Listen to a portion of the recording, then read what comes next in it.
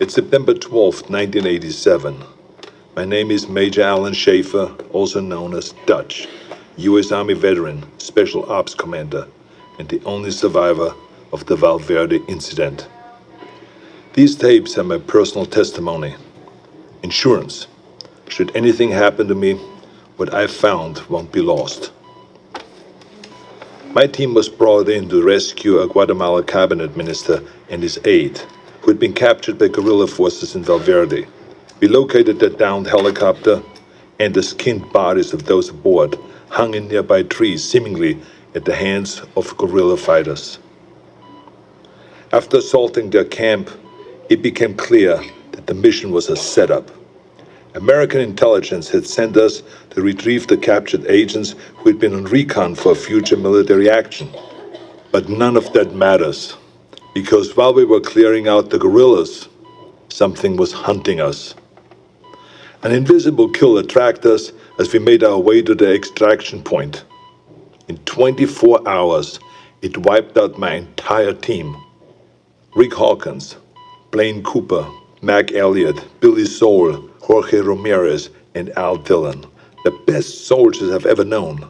Men I trusted with my life were butchered like animals. It was a nightmare. We walked in with guns, but it had perfect camouflage, advanced weaponry, and could see heat. It was strong and smart, a pitiless hunter.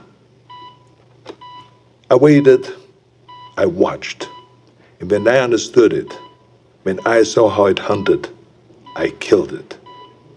As it lay dying, in a final fuck you, it activated an explosive device. I barely escaped that blast. My radiation sickness and the crater of the explosion are the only evidence it ever was here. I've given my official statement to Agent Peter Keyes of the OWLF, but it's become clear I needed to investigate Valverde myself. Keyes was thorough, but he asked all the wrong questions. I mean, we have proof of alien life, but that life sees us as game. It's an alien whose first contact with humanity was to hunt us for sport. All Keyes cared about was the technology lost in the explosion. He can see the jungle for the trees. I see the threat. He sees the opportunity. Spies are all the same. I mean, we aren't people to them. We are assets. How many soldiers will he feed to those monsters just for a chance to steal from them or to learn from them? The government can't be trusted. So I will have to do this on my own. I'm cutting my treatment short and going off the grid. I will make my way back to South America to Valverde. I was told that there were stories about demons who make trophies of man. I'd like to hear those stories. April 8th, 1991. I'm not dead yet. I'll admit, I regret not curing my radiation sickness before I left. It made leaving the country difficult. I cashed in a few favors, took one too many off-the-book flights in rusted-out buckets, but I made it back to Valverde.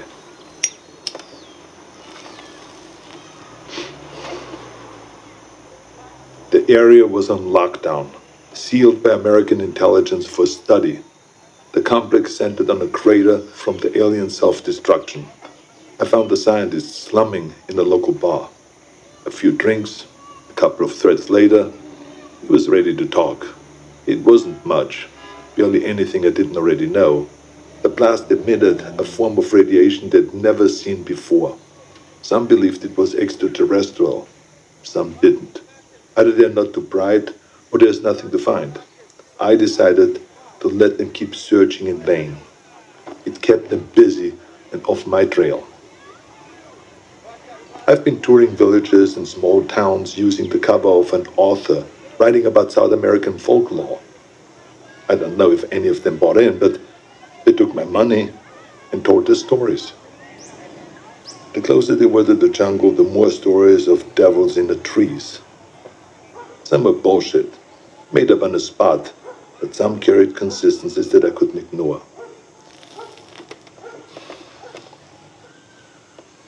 Whatever it was, the demons who make trophies of man, the devil of the trees, or the skull taker, the stories always began on the hottest summer that they could remember.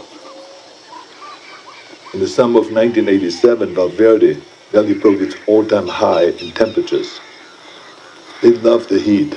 It must remind them of home. Everything else confirmed the truth of the stories. Proud warriors skinned and hanged, skulls and spines ripped from their bodies. Maybe it was obvious from the beginning, but it wasn't until I heard the stories that I truly accepted the purpose of these mutilations. I mean, they're taking trophies. They travel impassable distances to hunt us, skin us, and mount us over some alien fireplace on another world. It would be disgusting if it weren't so familiar. Where do I go now? It's been on my mind all year. The takeaway from all this intel is that they've been doing this for decades, centuries maybe. They're coming back, and I need to be there when they do. June 27th, 1992. It's hard to remember that the most important part of an operation is patience. You can plan the perfect op, but you can't account for everything. If shit goes south, there's nothing to do but to adapt and finish the mission.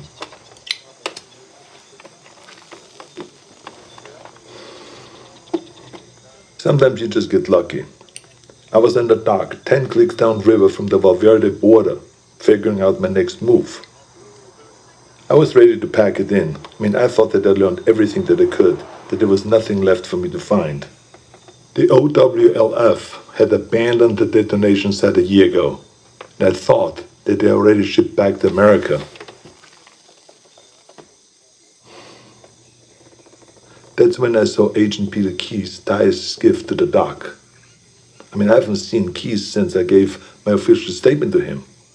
It was impossible, but there he was, with 3 of his buddies. All agents. The clean, tidy outfits give them away all the time. They don't want to get down in the dirt, you see. That's what they pay soldiers to do. Keyes walked up, looked right at me, and shook my hand. With the radiation sickness, I've lost a lot of weight, so I thought that he maybe would not recognize me, but then he greeted me like we were old pals. Keyes is a good spy, saying nothing, implying everything. We spent the next few hours trading war stories at the bar. If you had heard us, you would never have suspected we were trading intel on an alien manhunter. His cover was that they have been looking for a serial killer, a sadist who has been operating in the area for years, hunting people like animals and then skinning them alive. Keyes wanted to talk about the monster, so it all came out in the cover story. In many ways, they were just a few steps behind, surveying villages for information, locating witnesses. He did confirm one thing that I only considered. He told me how the killer chose his victims. They were always armed. A rifle, a pistol, a knife in the boot. He wasn't taking kids or random villages. He wanted a challenge. Whatever it was a hunter. And it killed for sport. I wish they were here for a military action, recon for an invasion. But the truth was so much worse. We are prey, animals, fit only to be hunted. Keyes and his buddies paid the tab and mine, but before he left, he winked at me and he said, "Stay out of the jungle. That's where he gets you." I tracked Keyes and his team for weeks, but they didn't learn anything new. Maybe they knew that I was there, maybe they didn't, I don't know. I've risked enough for now. I think it's time to disappear. Keep my ear to the ground. Be patient. March 3rd, 1996, Zaire. I thought I could wait. I thought that I could hold back and make my move at the right time. I couldn't. Fuck. I had to find them. I needed to hunt it or let it hunt me.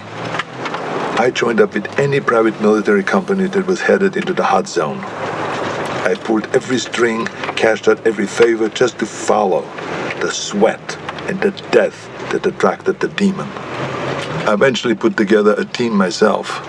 Lost soldiers and haunted men, willing to fight and to die wherever I led them. They thought that I was a legend, and I let them believe that. I'm quiet and good in what I do. They needed them to see me as a legend, so that they could take them to die in a sweltering jungle. We went on more missions than I can remember. We didn't fire until we were fired at. They thought that it was my code. It wasn't. I was waiting and watching. Our last mission was an evac up in the Congo. A private munition base had gone dark. When we arrived, they'd been dead for days. Bodies strung up on floodlights around the base, all of them skinned, some missing skulls and spines. We secured the site and waited for backup to arrive. In the heat of the day, I stared into the waves of heat coming off the concrete, thinking that any minute they might come alive as the invisible killer. And then they did. I didn't wait. I unloaded every round I had. Trusting me, my team fired in the same direction. It wasn't the first time I'd done it, but this time I knew what I was looking for. It was so fast, we couldn't hit it. We panicked, and stray rounds struck the crate of RPGs. And that explosion hit other munitions that exploded. By the time the smoke cleared, the demon was dead, but so were all my men. I took samples of its blood, pieces of its anatomy, and what tech that I could salvage. And then I burned everything. Then it disappeared. I never checked in mid-HQ. As far as I know, I was counted among the dead. October 12, 1997, Los Angeles. I needed to come back to the States. It wasn't impossible to sneak contraband through customs, but I wasn't willing to risk what I found in the Congo falling into the wrong hands. Instead, I traveled to Mexico aboard a cargo ship bound for the port of Altamira. From there, I made my way to Tijuana, and I bunkered down. I had tangible proof of extraterrestrial life in my possession, but no idea what to do with it. I'm not a scientist. I did a soldier's duty and secured valuable intel. This was out of my pay grade. I kept an eye on the news. Los Angeles was having a record-breaking heat wave and a gang war on the streets. It was perfect. I could feel it in my bones. I'd been tracking them for so long, I could think like them. I could smell the prey. I could see the hunting ground. I had to get to LA. Crossing back into the States from Tijuana wasn't that difficult, but by the time that I'd reached the city, it was already over. Like Valverde, the OWLF only found crumbs. What I'd hoped might be an alien ship turned out to be only a launching site. I wanted it too much, and I got sloppy. I breached the OWLF's quarantine and was captured. I'd hoped to be bailed out by Agent Keys, but he died. With Keys gone, the OWLF was leaderless and disorganized. I was interrogated, but I negotiated my release by bartering the alien materials that I'd recovered from the Congo. During the negotiations, it was clear how little they knew. They needed someone who understood the threat, So I offered to work with the OWLF as a consulting advisor. They had the funding, the technology that I needed to continue my hunt. I wouldn't work for them, but I would work with them. There will be a weapon that I can use to hunt down these predators as they move to fresh ground. It's only a matter of time until they see us as a real threat. When the prey can fight back, it's no longer a hunt. It is war. March 3rd, 2008. We've gotten good at killing predators. Every time we find one, we come back with more tech, more research, and the OWLF's funding goes up. Together, we have gotten stronger and more efficient. For a time, the aliens were surprisingly predictable. They had no idea that we knew so much about them. But that began to change. They sent better hunters every time.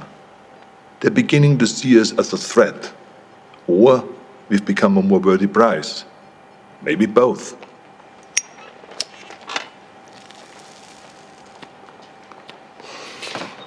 We know this because our last encounter was special.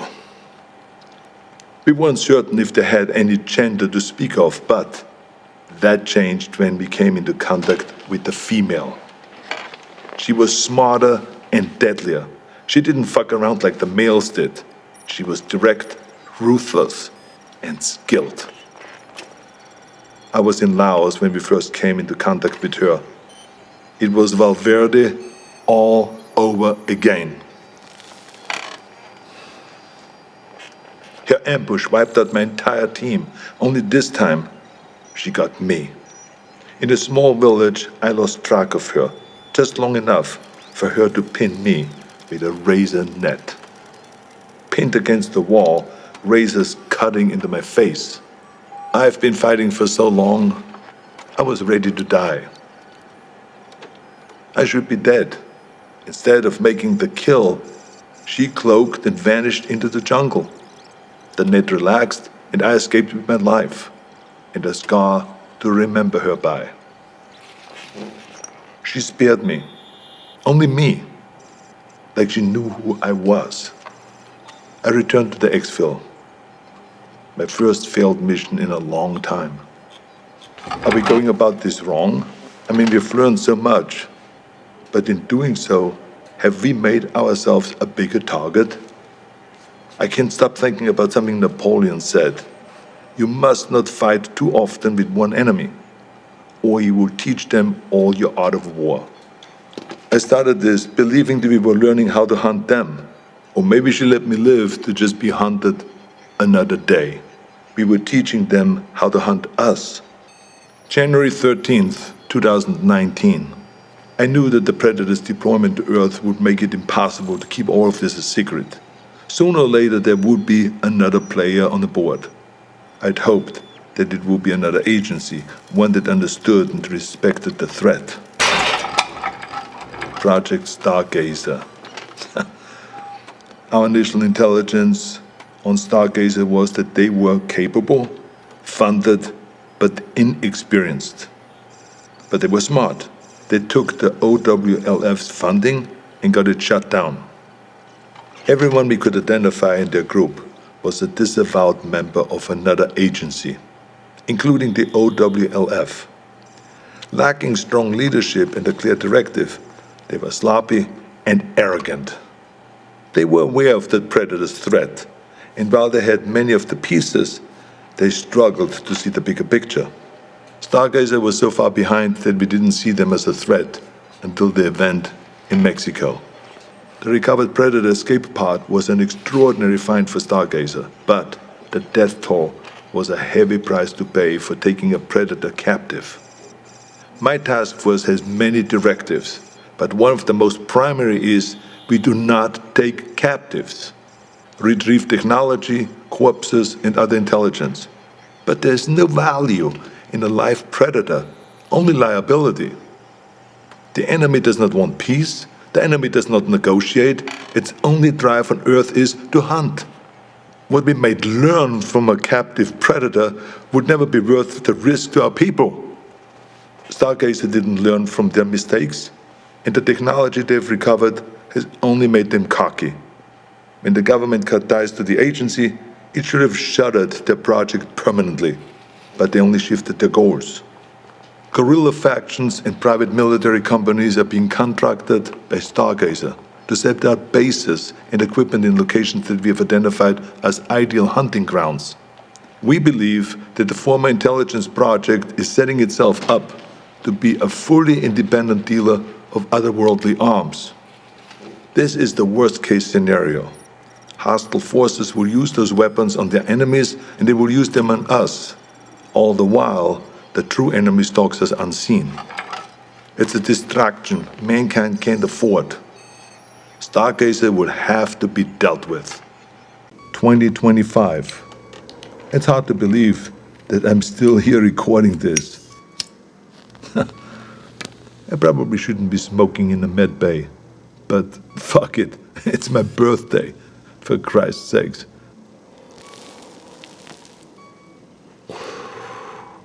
I turned 78 today, but I'm out there hunting. I should be retired. I should be doing anything but this. My life shouldn't be possible. But the very thing that I hunt, that hunts me, is what's keeping me alive. As we began to understand the predator's technology, we started to use it. A fight with a predator female went bad and I was critically wounded. Dying, I agreed to experimentation. It worked. It worked so well that the cells in my body stopped aging. Pushing 80 now, I'm fighting like a man in his 40s. It's not the only experiment that I've been part of. I'm deadlier now than I was in Valverde. The OWLF has been fully reinstated. It's grown larger than ever before. We saved John Keyes from Stargazer. His father was Peter Keyes. I suppose you could say that he was a very dear acquaintance. His son is a gifted scientist. I worry about the future. The Earth is seeing unprecedented rise in heat and war. As the climate changes and the temperatures go up, more and more countries are becoming hunting grounds.